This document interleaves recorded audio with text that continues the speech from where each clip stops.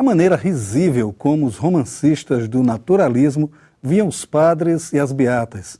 O professor Christian Santos, autor do livro Os Devotos e Devassos, nosso entrevistado de hoje, nos conta como surgiu na literatura estas figuras de padres balofos e beatas histéricas, recorrentes até hoje na narrativa brasileira.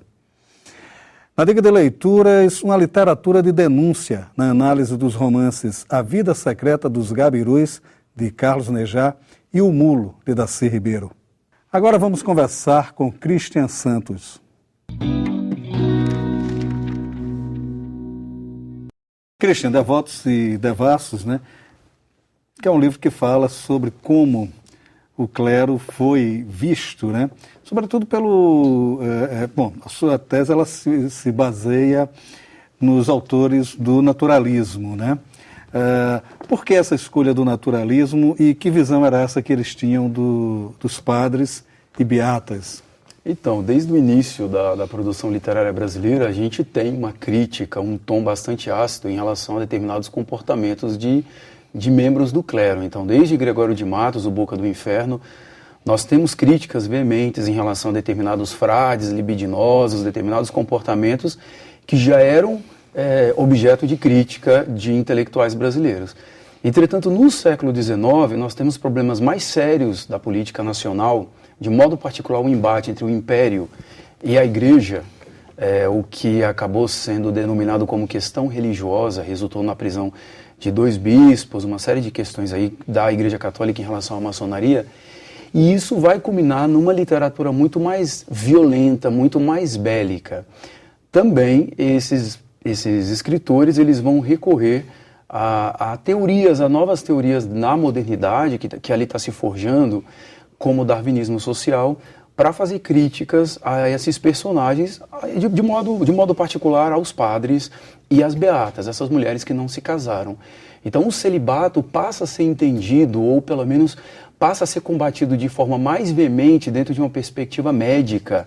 O celibato passa a ser entendido como um caminho natural para a patologia em meados do século XIX. Então, a literatura realista ou naturalista, né, o naturalismo, na verdade, é um realismo mais ortodoxo, ela vai recorrer a essas correntes cientificistas do finalzinho do século XIX para levantar uma bandeira contra determinadas práticas religiosas, de modo particular o celibato.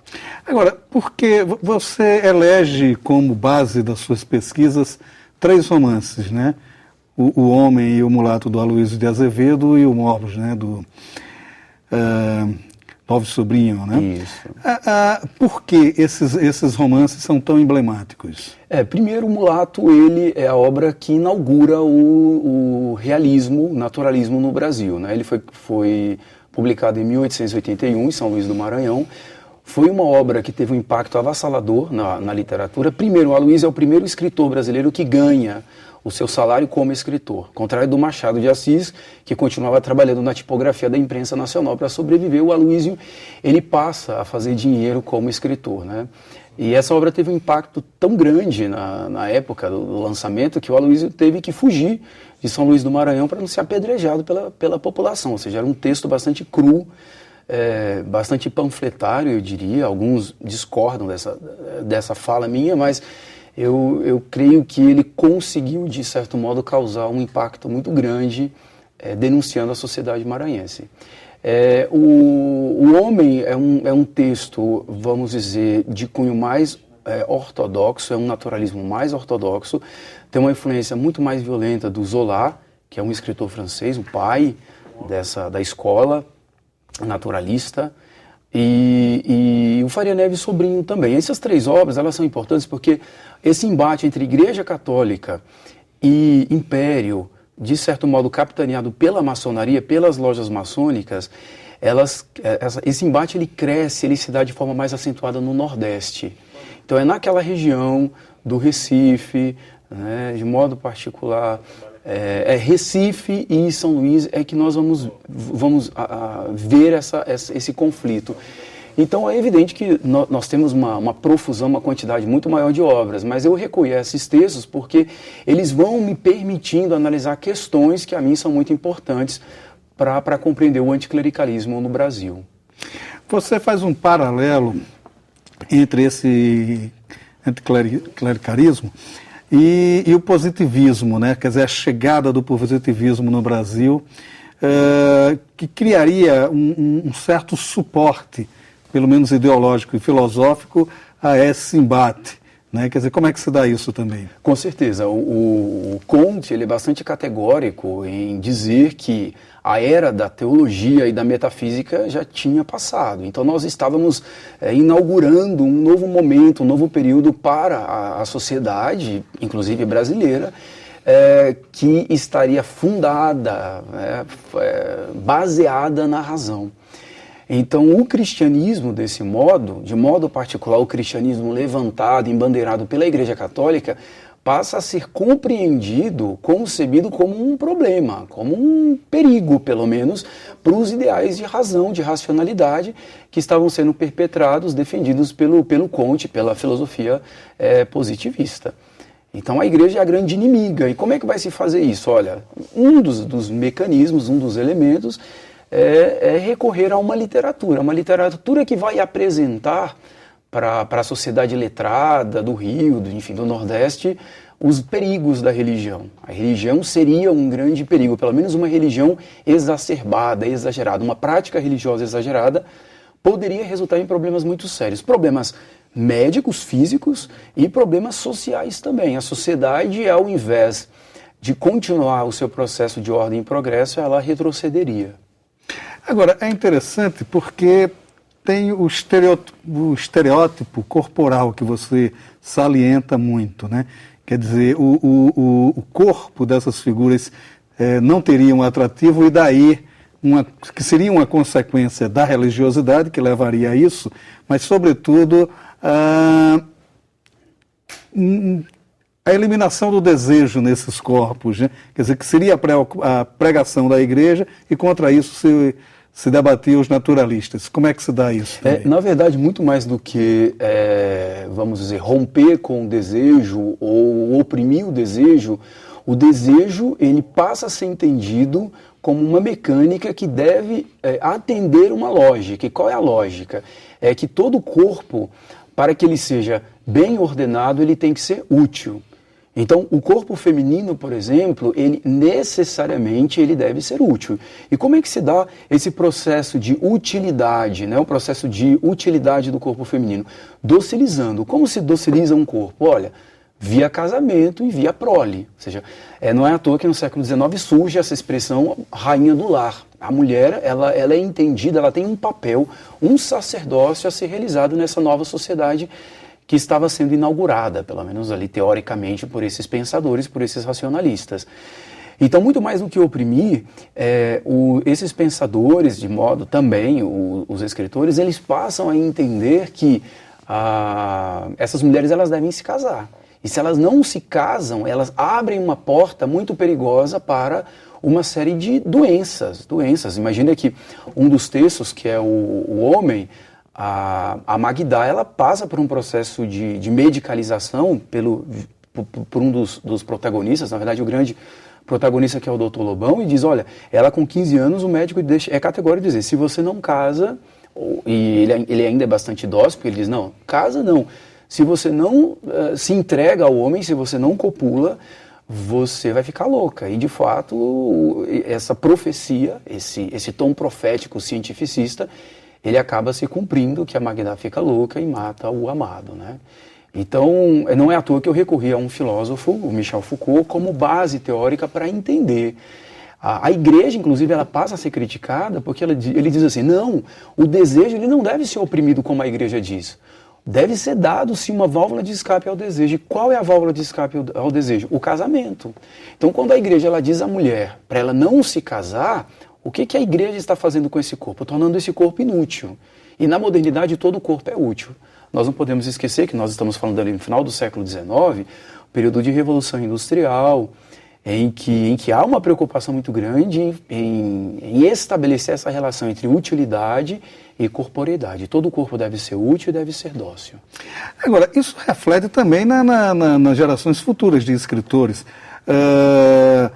O Fogo Morto dos Alins do Rego tem um personagem clássico, que é o Mestre Amaro, que a filha enlouquece exatamente por não casar, né? Quer dizer, isso é um reflexo direto também, não é? Com certeza. Dessa teoria.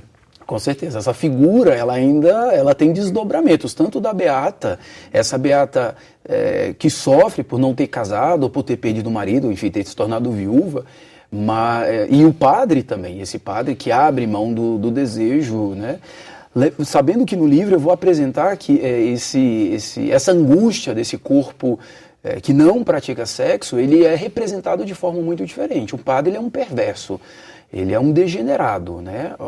Mas a Beata não, a Beata, ela foi pervertida pelas práticas da igreja. Ela, de certa forma, ela está no polo passivo dentro dessa relação. O Jorge Amado, que é um realismo mais tardio, né, se nós poderíamos dizer de segunda geração do realismo, ele também apresenta com muita recorrência, ele apresenta essa figura da Beata como uma figura muito problemática, né? Ainda hoje, se a gente for observar, nas novelas, enfim, no teatro, ela ainda está presente. Grandes beatas, ainda que elas não sejam protagonistas, elas exercem um papel muito importante, né, de controle da sociedade. Elas são fofoqueiras, elas estabelecem um lien entre a sociedade, controlando os desejos daquele grupo social. Ela realmente perpassa toda a literatura brasileira. O que difere aqui em Devotos e Devassos é que a literatura, por essa aliança que ela faz com a medicina, ela vai alardear, dizer, olha, muito cuidado com o celibato, cuidado com a frequência ao templo, à missa, porque isso pode resultar em sequelas muito sérias, né? Então, hoje, nós podemos dizer que nós rimos dessas figuras beateris, desses padres gordos, fatos, que comem nas casas, enfim, produz riso. Mas essa literatura, ela produzia medo, né? Ela realmente produzia um medo muito grande. Era uma literatura catequética. Ela era consumida na sociedade, na alta sociedade carioca ou do Nordeste do Brasil, dizendo, olha, atenção, muito cuidado. Não apenas produzia riso, mas produzia uma reflexão bastante acentuada. No Mulato, o protagonista, ele tem uma função sedutora também, né? Ele tem uma função sedutora e me parece que isso é que faz com que ele proteste contra a igreja, porque a igreja se insurge contra essa função dele. Aí também estaria um ponto de crítica à igreja, né? Quer dizer, também como é que se dá esse encontro ou desencontro aí? Com certeza, o Raimundo, que é um mulato de olhos azuis, que é uma figura, na verdade, ainda que naturalista, nós temos ali feições românticas, é um homem desejado, apesar dele ter um corpo negro, eu poderia dizer isso tranquilamente, ele tem uma alma branca. O Aloísio ainda está muito preso ao modelo romântico de literatura, primeira obra naturalista. Mas é interessante porque ele é absolutamente idealizado, ele é maçom, ele estudou na Europa, ele foi muito cedo para a Europa, estudou na Europa, ele traz para o Brasil exatamente esses ideais de ordem e progresso embandeirados, defendidos nas grandes universidades de Portugal e da França. Então ele é a representação, de certo modo, desse novo Brasil. E aí o embate do Raimundo é exatamente com as beatas e com o cônego Diogo. Então ali nós conseguimos apresentar, identificar dois Brasis em confronto.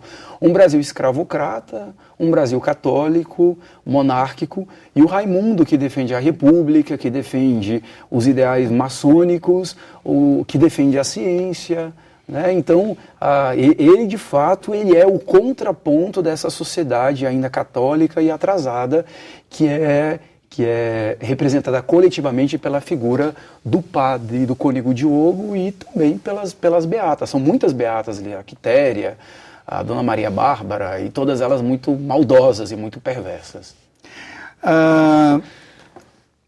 Há um reflexo também, que me parece que você salienta um pouco isso no seu livro também, de uma certa origem ibérica desse preconceito, né? Quer dizer, daquela literatura ibérica picaresca e tal, que já já conceitua esses personagens, né? Quer dizer, qual é o reflexo disso também? Com certeza. A gente observa claramente que, de modo particular, no Mulato, a representação da sociedade brasileira, ela tem uma tradição, e o Aloysio Azevedo ele vai fazendo isso, ele vai descrevendo, esquadrinhando esses marcos. Então, por exemplo, uma das beatas, ela faz menção à superioridade, por exemplo, da cultura lusitana, de tudo que vem de Portugal, em relação ao Brasil. Então ele diz, olha, tenhamos cuidado, porque parece que há uma tentativa do Aloysio de dizer, olha, defender a cultura lusa é defender exatamente uma sociedade velhaca, bolorenta.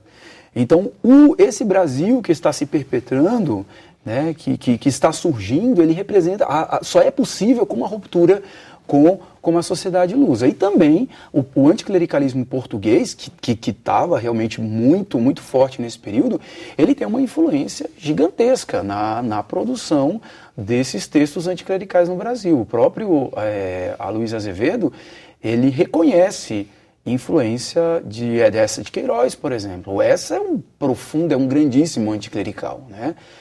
Portugal também tem um problema muito sério com a igreja, porque economicamente está atrasado, culturalmente está atrasado, e os grandes intelectuais portugueses, nesse período também, travam uma luta contra esse anacronismo, que tem como base, segundo eles, uma religiosidade supersticiosa. Então a igreja também passa a ser combatida pelos portugueses, e nós herdamos, vamos dizer, esse viés bélico anticlerical. Essa produziu O Crime do Padre Amaro, Exato. A Relíquia, são obras brilhantes e anticlericais. Agora, há uma certa tradição nisso, né? Você faz referências ao Gregório de Matos, que ele já vem, tem um poema dele que ele fala de uma procissão de quarta-feira de cinzas no Recife, que é de um... terrível aquilo.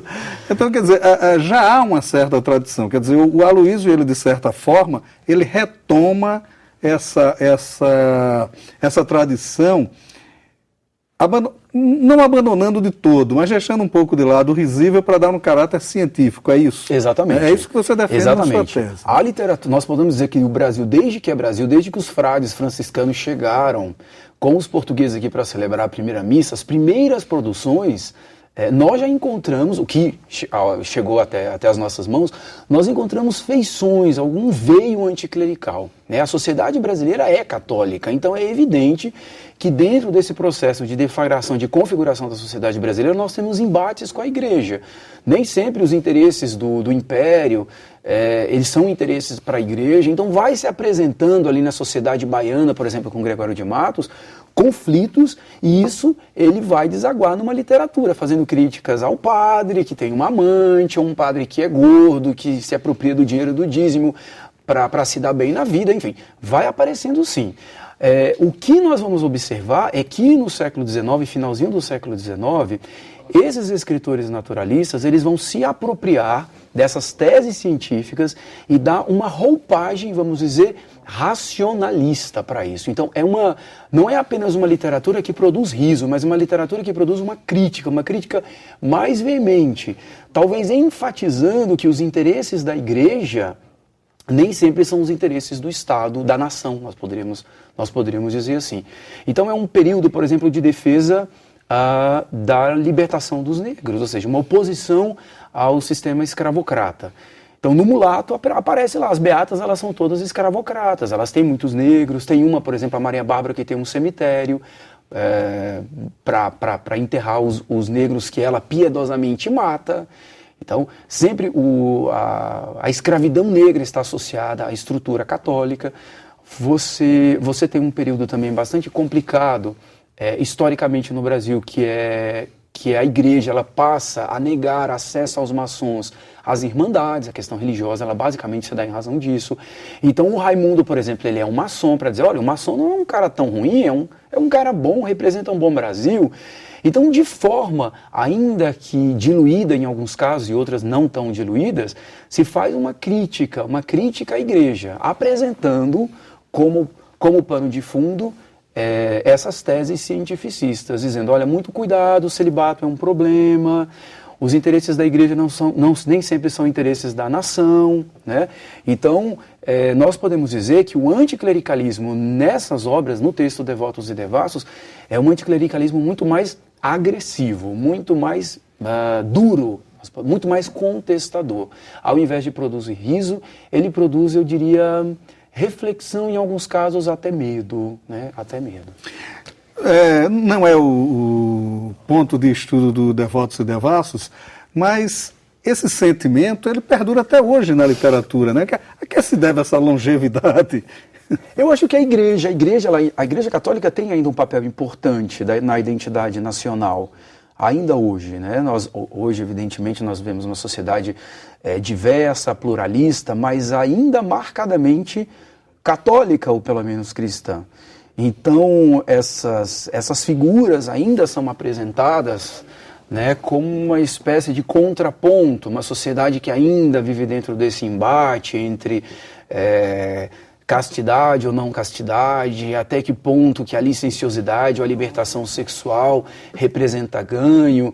Então, ainda a tradição católica em determinados comportamentos, de modo particular em relação ao celibato, causa uma certa estranheza para uma parte da população, né? Se justifica, por exemplo, né,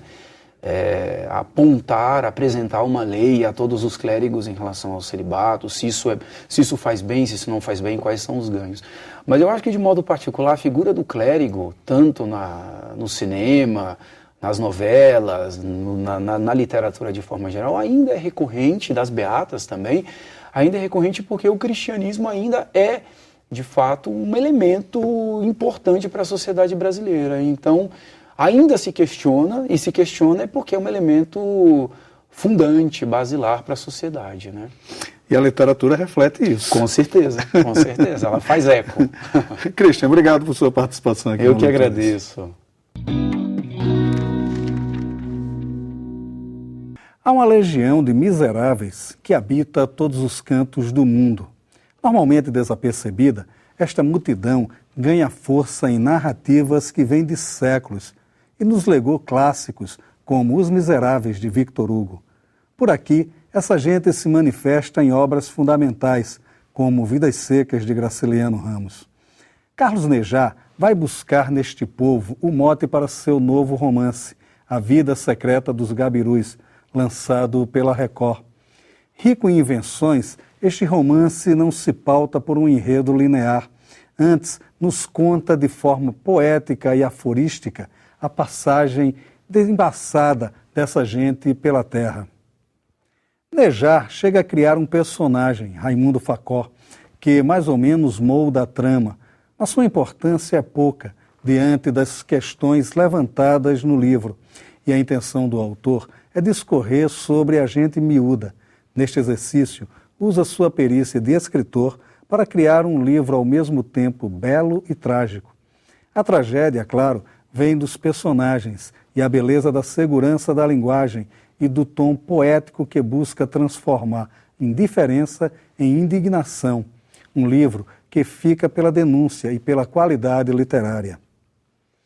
Também foi consentimento da denúncia que levou Darcy Ribeiro a começar a escrever ainda no exílio seu segundo romance, O Mulo, agora relançado pela Global. No entanto, o escritor toma outra ponta do barbante e fala do explorador, o fazendeiro goiano Filogônio de Castro Maia, que sai da miséria para se tornar um dos maiores proprietários de terra do estado. Darcy se volta contra a exploração desenfreada que recai sobre os excluídos, e Filogônio nasce como este explorador inescrupuloso, que usa de todos os meios para saciar sua ambição. No final da vida, desiludido e só, busca a única salvação que lhe resta, o perdão religioso, e o faz doando sua fortuna e pedindo missas infindas.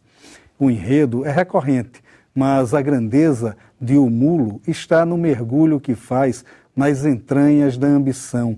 O homem frio é, na verdade, um medroso, que pelo medo revigora a coragem e, pela covardia, doma seus semelhantes. Um retrato psicológico muito bem delineado, enfim. Encontros e desencontros da miséria, a vida secreta dos gabirus de Carlos Nejá e o mulo de Darcy Ribeiro. O Leituras de hoje fica por aqui e você também pode ficar na companhia de bons autores e bons livros. Até nosso próximo encontro.